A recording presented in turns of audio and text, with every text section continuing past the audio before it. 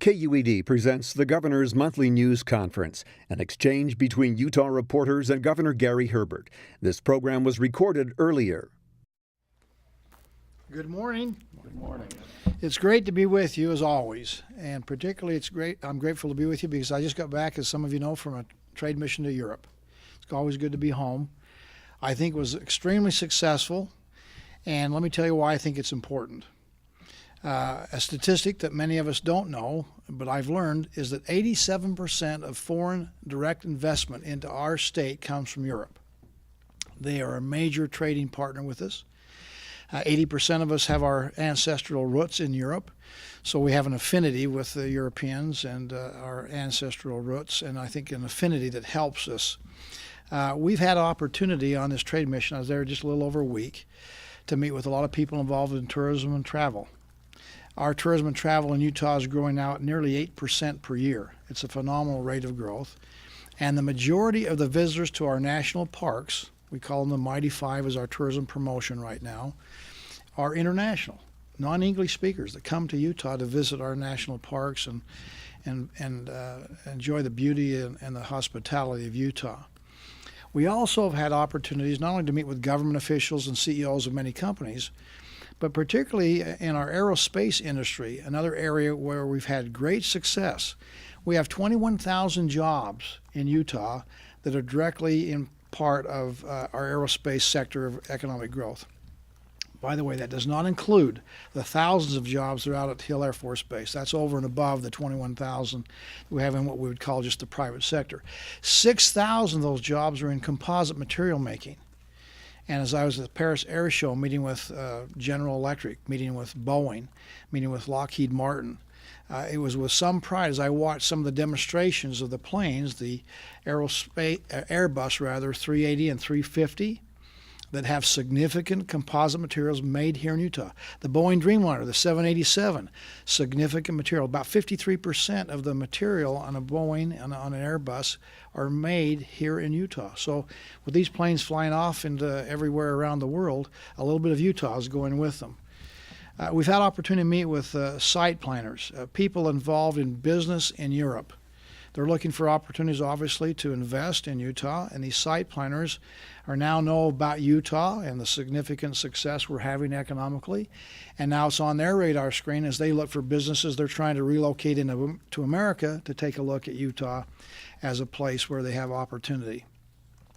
We've grown our international business over the last 5 years better than any state in America. That means jobs hit home, expanding the economy. It's mutually beneficial to those countries that we visit. And again, it's the opportunity for us to, in fact, continue to expand our economy, recognize that 95% of the customers for our businesses here in Utah lie outside the borders of America. I've bumped into a lot of governors on my trip over there. The competition is keen. People are learning what we already know, and that is international business pays significant dividends to the taxpayers and the people of our respective state of Utah. So very successful trade mission. Very important that we continue to do that as we expand our economy here in Utah. And the results are that we have a 3.4% unemployment rate today, in large part because of our international business, which is also taking off. With that, I didn't bring you back any souvenirs. I didn't have enough room in my suitcase. But as a consolation prize, I'll take your questions. How's that? Sounds good, Governor. How about talking about prison relocation? Yesterday I learned that not only is there a request that legislative staff take a look at the economic development impact numbers attributed to the Draper site, removing the prison there. I think $1.8 billion is the number that the consultant gave the state. One lawmaker says that's way too high and needs to be re-examined. And now another lawmaker, the co-chairman of the Prison Relocation Commission, says, oh no, that may be way too low. We need to take another look at it. Last minute, as they're wrapping up their work and getting ready to make a recommendation, has enough been done to look at the real value of moving the prison from the Draper site, or is it time to take a closer look at that?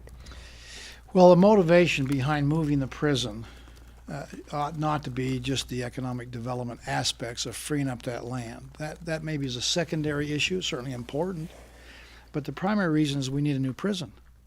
And so the question is going to be, why do we need a new prison? Well, because the one we have currently is obsolete. It doesn't function as well. We're not able to do the rehabilitation work that's necessary in today's understanding of the social challenges of rehabilitation of those who are incarcerated. So the rehabilitation, the improvement of recidivism is really should be the driving force, and to build a new prison in a location that's conducive for a prison. I've always said, if Draper is the best place, let's keep there. If it's not, if there's a better location than Draper, then let's move it. That's my position first, last, and always. The economic benefit, I think, is just more gravy on the potential of moving the prison. And you can speculate on the highs and the lows. There's probably a range in there, and we won't know until we actually do it to see how much benefit.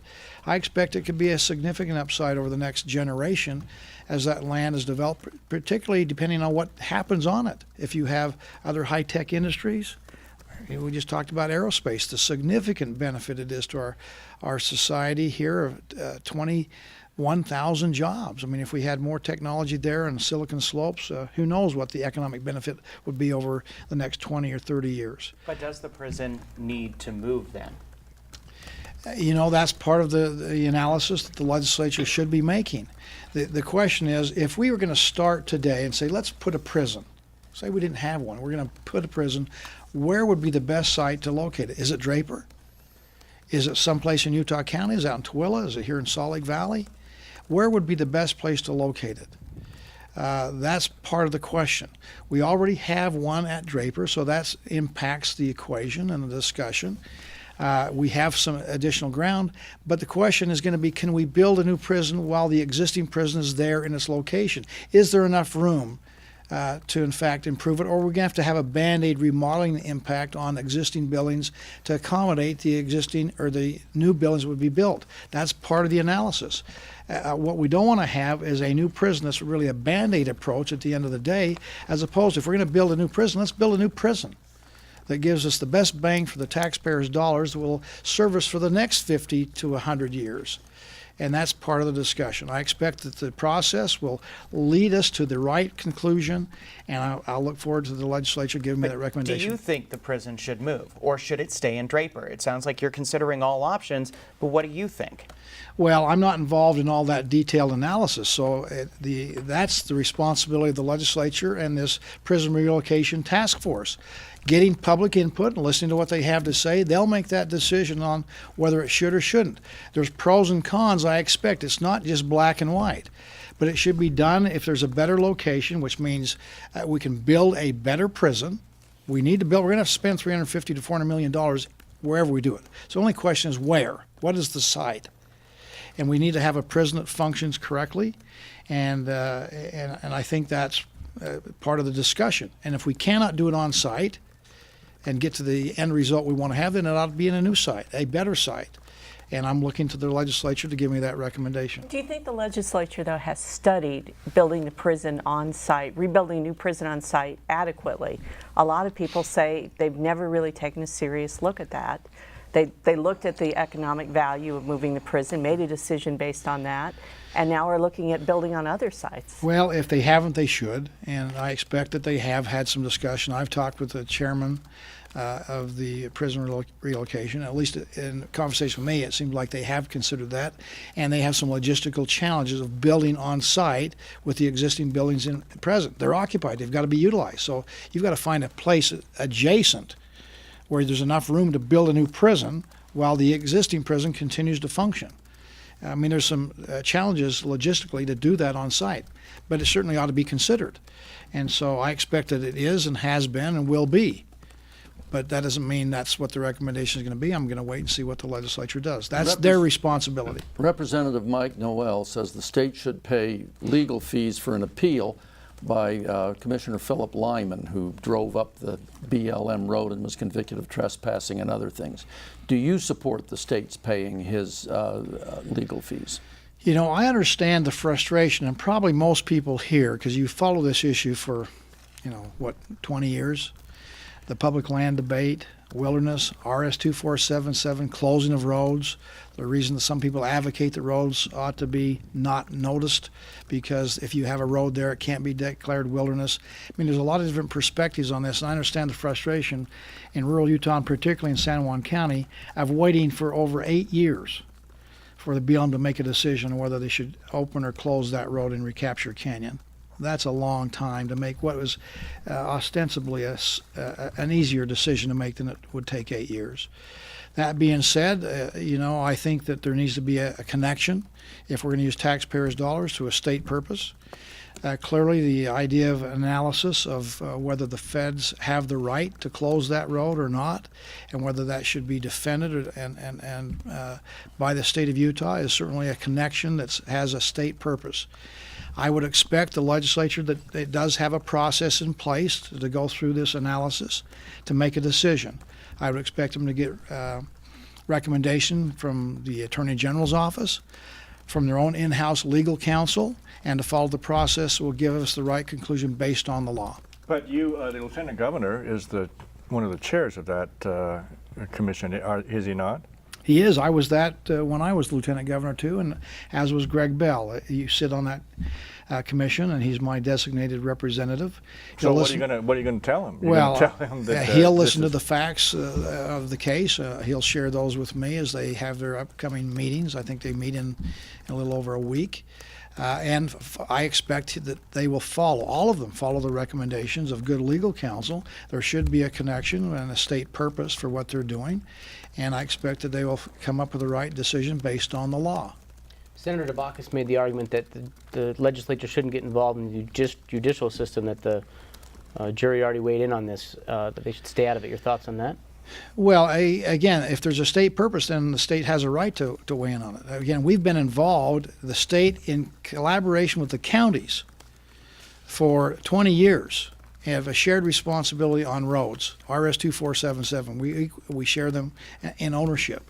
And so we've been involved in legal proceedings, court fights.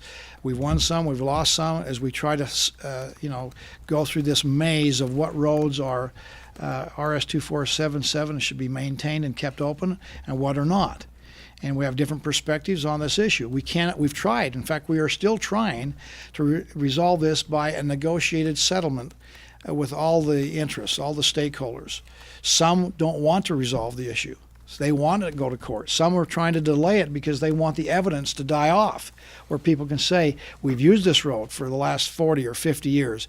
It took us to the south 40 of our pasture land, or it took us to this mine or this operation. It's been used by the people of Utah historically. And I understand the tactics of delay so that we can't bring that testimony to court. It's time to resolve those issues once and for all, and we're trying to negotiate that with, in fact, the BLM. We have some test cases in Iron County right now. We're trying to resolve that in an amicable way. If this seems to be a different situation. I mean, before you were suing the federal government over opening a road or not opening a road or something else. This is a man who's been convicted in federal court. And now you're going to pay for his appeals? Well, I'm not saying we should pay for his appeal. I'm saying we should follow the law. And again, I think there needs to be a nexus, meaning there's a state purpose. And clearly the closing of our roads and access to our public lands has a significant state purpose. And to that extent, that there is probably a need for the state to be involved. And again, I think that the recommendations that ought to be sought are from the Attorney General's office and from other legal counsel, what the legislature has, that gives them direction on how we go through this process and do it appropriately. If the state does pay for his legal fees, though, is that an endorsement of civil disobedience? And I'm not saying they should pay his legal fees. I'm saying that they need to make sure there's a connection. And again, the reports, I get mixed reports, but the reports are to do a legal analysis of the closing of that road. That's going to cost some money. They said maybe $100,000. And whether that information is shared or helps Commissioner Lyman is yet to be determined. I'm just suggesting that there needs to be a state purpose if our involvement is there. We need to follow good legal counsel and advice so that we do this according to the law and see where that leads us. And I'm not prepared to draw any conclusions at all. It's all speculation at this point in time as far as I think what the end result will be. Except that you cited, Governor, that there's a historical precedent here in the RS-2477 angle on the issue. The federal aspect is that there is historical evidence from an archaeological standpoint. So aren't those in some kind of conflict? Well, again, we in fact try to work in collaboration with the BLM under multiple use, which is what their charter calls for. And that includes protecting archaeological artifacts and certainly sensitive environmental areas. Again, the argument, that's part of the CART process, is was there in fact any disturbance at all? My understanding is the evidence shows that Commissioner Lyman just went to the right-of-way at the end and turned around and came back. I can't see him causing much destruction or disturbance if that's in fact the truth of the matter. So again, I think there's a lot of emotion involved in this on all sides of the issue. I'm trying to take a very objective approach and say, hey, we have a process in place that allows the state to weigh in on areas of concern that have a state interest. There is probably a connection to what Commissioner Lyman has done and his frustration that's bubbled up and over the top. I recognize that. I'm empathetic to that case. But we need to make sure we follow the laws of state and how we disperse our monies. Superintendent Smith, Superintendent of Public Instruction Smith, says he will have by September a plan for Utah education. He'll announce the plan, implement it, and ask the legislature to fund the plan. You have and have had for some time a Commission on Educational Excellence. They were going to come up with a plan. Is there a conflict between your plan and Superintendent Smith's plan? Will you be on board with Superintendent Smith's plan? I think they're just two different pathways trying to get to the same end goal. That's to have a plan in place. I'm trying to develop a 10-year plan so we don't start over every year at the legislature with a lot of different contrary and opposing pieces of legislation. I think Superintendent Smith recognized that same problem. Let's come together. We're going to put together our 10-year plan. He's going to have his own plan. We'll compare them. I expect that they will be very similar. If we have to merge them, bring them together. But we need to have something that will bring us together so where we can all focus as a state on here's where we're at today, here's where we want to be in 10 years, and here's the steps necessary to get there. I expect that we will have very similar, if not the same plan. The UEA it is concerned that Superintendent Smith will do his own plan separate from the commission and that teachers won't be, in their view, properly represented. Would you comment on their concern? Well, I understand people's apprehension. Change is always difficult to do, and the worry of the unknown, what's going to be presented, we don't know, and Superintendent Smith has not released a plan yet, so we'll have to wait and see. But I expect that all the stakeholders will be involved in developing the plan. And I identify the stakeholders as the citizens of Utah, parents, students, all those involved out there, the taxpayers themselves, certainly the education establishment, those who involved in the actual, frontline work of teaching and providing our educational system, our legislators, our state school boards, and our local school boards, and probably a lot of others, the principals and superintendents. I mean, it's going to take everybody coming together on here is, in fact, the 10-year plan that we agree to. And again, here are the steps, in fact, to implement and accomplish the plan. I think it will help us. We don't have money to waste, and we need to kind of come together on what the next 10 years will be and not have to reinvent the wheel each time we have a legislative session. Knowing what you know right now about the Justin Miller case, do you think he should step down? I don't know much about Representative Miller's situation. Whether he should step down or not is between him and his constituents who've elected him, and I guess to some extent the Democrat Party, which he belongs to. And so that decision should be made by them, and you would have to ask them that question and get a better answer than from me. You haven't yet come up with a plan, another plan for Medicaid expansion or a substitute for it in Utah. Are you waiting on King v. Burwell? If King v. Burwell goes against the administration, then they're going to have to talk to the Republicans. Are you hoping for a better situation for Utah to come out of that process? Well, there is some uncertainty because of King v. Burwell. I expect that will be resolved in the next few days. I think the Supreme Court will, in fact, let us know what their decision is. If it stays the same way, if King does not prevail, then the status quo is what we have now, which we're already working on.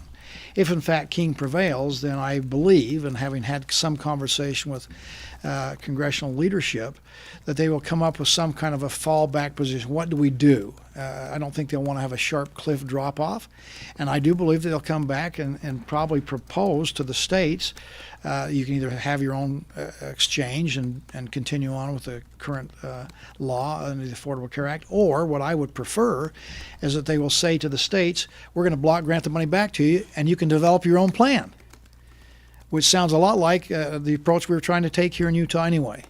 And so if King prevails, which I hope it does, then I think that will allow other states to have a block grant approach, more flexibility, and take that taxpayers' dollars, which are being sent to Washington, send them back to the respective states, and let them develop their own plan, which I believe will actually be better.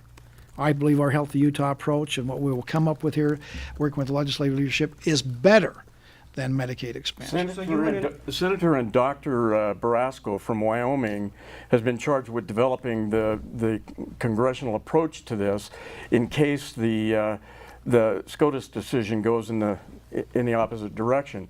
But the New York Times reported today that he's not quite sure exactly how to approach this, which could be a liability for the GOP going into an election year. Since you're very active in the GOP, what are your thoughts on that matter? Well, it's always tough to speculate. You know, you're always getting yourself in probably a difficult situation if you try to answer questions that are based on speculation. So I don't want to do that. We're going to know in just a few days what's going to happen. I know that regardless of either way, if King prevails, I think we'll continue on a very similar path and find a block grant, more flexibility to the states, which I applaud. I've always said, one, don't take the money from us in the first place. If you do, give it back to us and let us find our own way to spend it more effectively, more efficiently, based on our own unique circumstances. I think that's a good principle. And if King prevails, I think that's what we'll follow to, I think, with GOP leadership in Congress. If it stays the status quo, then I still think that we need to work out something to get maximum flexibility that we can get out of Washington, D.C. to get a better program than Medicaid expansion. Would you consider expanding Avenue H to individuals? You know, I would consider anything that will give us to a better result. You need to respect the taxpayers who are footing the bill, make sure we get the maximum benefit from their hard-earned tax dollars that they're sending and paying as a mandate. I mean, it's not like they're voluntarily giving up the money. They have to spend the money and send it away. Takes it out of their own disposable income in their households or their businesses. And we need to respect and understand that there are people out there who are the most vulnerable amongst us that need some help. The private sector has a role to play when it comes to charitable giving. But the government has a role to play, as Ronald Reagan taught us, in what he called the safety net issues. And this is a safety net issue problem. Governor, another major issue that is being deliberated by the Supreme Court is same-sex marriage. Have you begun considering options, what you're going to do regardless of how the court rules? No. Again, I've always argued and believe that it is really a state issue. I believe that when the Defense of Marriage Act was overturned and the Supreme Court said, look, the federal government cannot dictate to the states how to define marriage, I took that at face value, and I still believe that today, that states should have the right to define marriage. I believe the process is better for us to get to the right end result when the people speak through their legislative leaders. I'd rather have the respective state legislators say, this is the definition of marriage in our state, as opposed to having a court make the decision. It leaves people unsatisfied. Ruth Bader Ginsburg, Supreme Court Justice, said on the abortion issue that it would have been better if this had been settled legislatively as opposed to the 9 members in black robes of the Supreme Court. I agree with her assessment. But whatever it is, we'll address it. We'll find a way. We're doing some really good things, I think, here in Utah when it comes to anti-discrimination. And in many ways, I think we are a role model for the rest of the states of how to get things done and have, respect people's rights. If the states end up with more power to restrict gay marriage, would you favor more restrictive laws in Utah? Well, again, that's a speculation as far as what's going to happen in the future, and I haven't had a chance to really think about the results. Let's wait and see what the Supreme Court says. We're going to know shortly here before the next 2 or 3 weeks, we'll know, and then we can say, okay, here's what it is. Now, what do we do with it, and make some decisions in that regard. So you're running for re-election next year, and historically, the governor's had a pretty big say in who the state Republican Party chairman is in his re-election year. James Evans, the current chair, you know all the problems that have come up over this, What and problems? and he says that he's going to run again. Do you support Evans as another? You know, term? I think he's done a good job.